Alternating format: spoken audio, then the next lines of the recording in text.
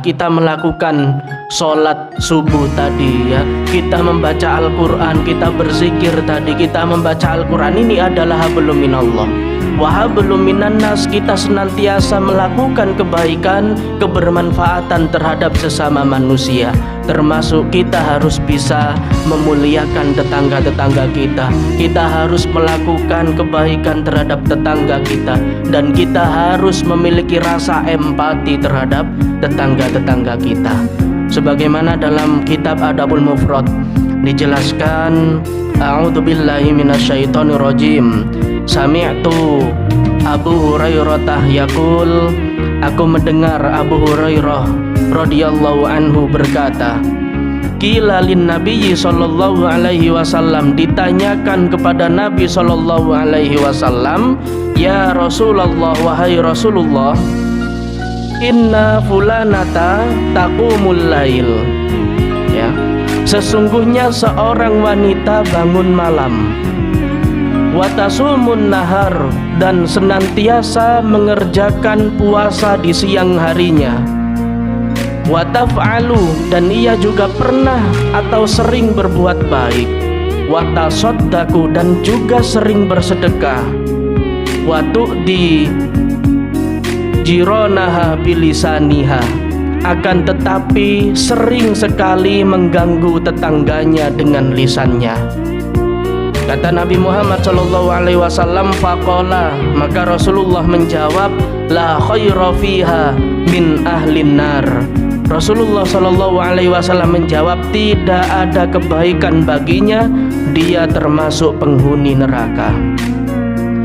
Qalu, mereka bertanya kembali kepada Nabi, wa fulanata tusallil maktubah, sedangkan ada seorang wanita lainnya, wanita yang senantiasa mengerjakan sholat fardu, wa tasaddaqu bi athwari, senantiasa bersedekah, bahkan pernah memberi keju kering, wala tu'di ahada, dan tidak sama sekali mengganggu tetangganya. Faqala Rasulullah sallallahu alaihi wasallam, maka Rasulullah sallallahu alaihi wasallam bersabda, hiya min ahlil jannah, ia termasuk penghuni surga. Hadis sahih riwayat Imam Ahmad dan Ibnu Hibban.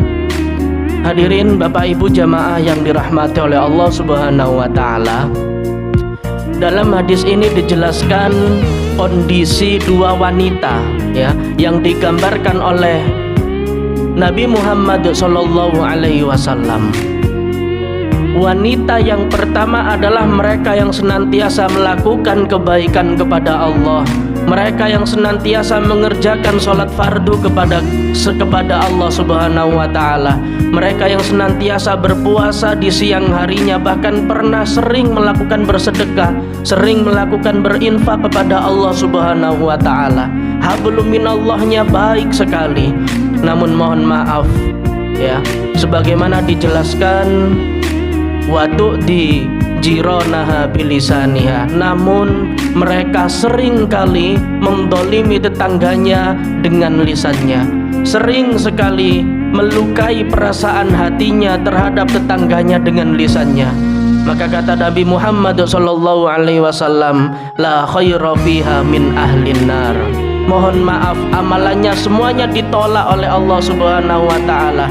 Amalannya semuanya hangus habis karena apa yang pernah mereka perbuat jahat terhadap tetangga-tetangga kita, ia ahlin nar, sehingga mereka akan dimasukkan ke dalam nerakanya Allah Subhanahu wa taala.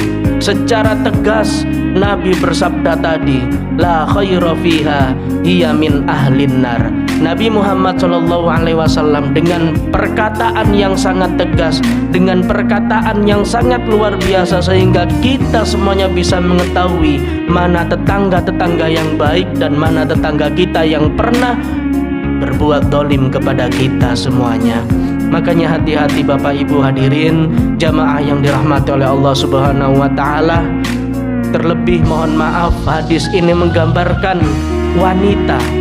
Artinya apa? Ibu-ibu juga harus lebih hati-hati dalam menjaga pikirannya, dalam menjaga hatinya, Sehingga jangan sampai kita memiliki prasangka buruk terhadap tetangga-tetangga di sebelah kita. Karena tetangga-tetangga di sebelah kita itu adalah harus kita muliakan, harus kita berbuat baik terhadap tetangga tersebut. Makanya dalam lanjutan hadis ya, ada seorang wanita yang senantiasa melakukan sholat fardu kepada Allah Subhanahu wa taala ya. Sholatnya bagus, sedekahnya bagus ya. Dijelaskan lagi amal ibadahnya juga bagus ya. Terhadap tetangganya juga bagus. Mereka sering memberi keju kering, padahal cuma keju kering saja ya. Di zaman Nabi Muhammad SAW, keju kering itu adalah beberapa potongan keju ya, kemudian dikeringkan agar tekstur makanannya itu lebih awet. Sehingga apa kata Nabi Muhammad SAW? Hiya min ahlil jannah. Mereka, wanita tersebut adalah penghuni surga. Gara-gara kita sering melakukan kemuliaan terhadap tetangga kita, gara-gara kita sering pernah berbuat terhadap tetangga kita, sehingga Allah Subhanahu wa taala angkat derajat kita.